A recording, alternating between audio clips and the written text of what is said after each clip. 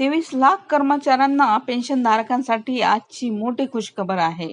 पेन्शनधारकांना मिळणार मोठा लाभ EPS 95 मध्ये.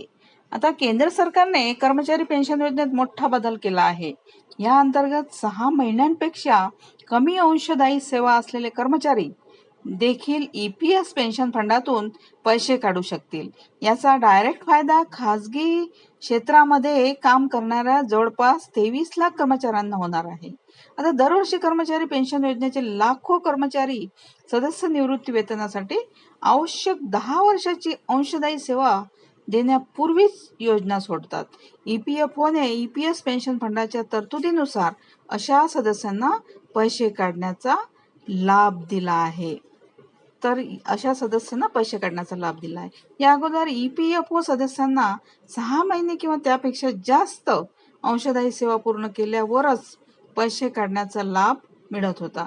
आता 6 महिन्यांपूर्वी कर्मचारी निवृत्ती वेतन योजना सोडलेल्या सदस्यांना त्याचा लाभ मिळत नव्हता. यामुळेच अनिवार्य सेवा देण्यापूर्वी निवड रद्द करणाऱ्या सदस्यांची अनेक दावे फेटाळण्यात आले.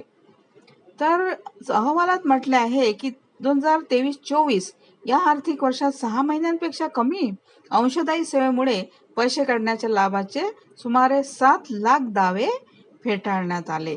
7 लाख दावे फेटाळण्यात आलेले आहेत आतापर्यंत.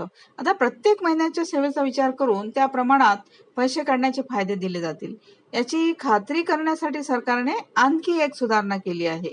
EPS पेन्शनच्या या सुधारणेमध्ये अशा सदस्यांना समावेश आहे ज्यांनी योजनेच्या पात्रतेसाठी आवश्यक सेवा दिली नाही किंवा ज्या सदस्यांचे वय 58 वर्षे पूर्ण झाले आहे अशा सदस्यांसाठी आता काढता येणारी रक्कम सदस्याने किती महिन्यांची सेवा पूर्ण केली आहे आणि ज्या वेतनावर EPS योगदान प्राप्त झाले आहे त्यावर अवलंबून आहे.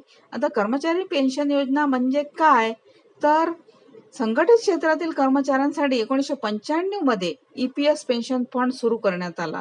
कर्मचारी भविष्य निर्वाह निधी योजनेसाठी पात्र असलेले कर्मचारी देखील पेन्शन योजनेसाठी पात्र आहेत. आता कामगार आणि रोजगार मंत्रालयाच्या अंतर्गत कर्मचारी भविष्य निर्वाह निधी संघटना EPFO द्वारे संचालित या निधीमध्ये नियोक्ते आणि कर्मचारी दोघेही योगदान देतात. या कर्मचारी पेन्शन योजनेअंतर्गत पेन्शन सुरू करण्यासाठी किमान 10 वर्षे अंशदायी सेवा आवश्यक आहे. आता गटविमा योजना बंद तर EPFOने 1 सप्टेंबर 2013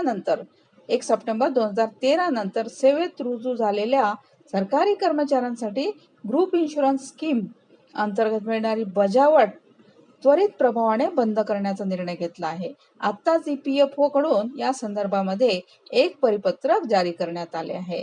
तर 1 सप्टेंबर 2013 नंतर सेवेत रुजू झालेल्या सरकारी कर्मचाऱ्यांवरच या निर्णयाचा परिणाम होणार असल्याचे सांगण्यात आले आहे. त्यांच्या पगारातून केलेली कपात त्यांना परत केली जाईल. या निर्णयामुळे कर्मचाऱ्यांच्या पगारात काही प्रमाणात वाढ होणार आहे. तर कर्मचारी पेन्शन योजनेत ही योजना 1 जानेवारी 1982 रोजी सुरू झाली आहे.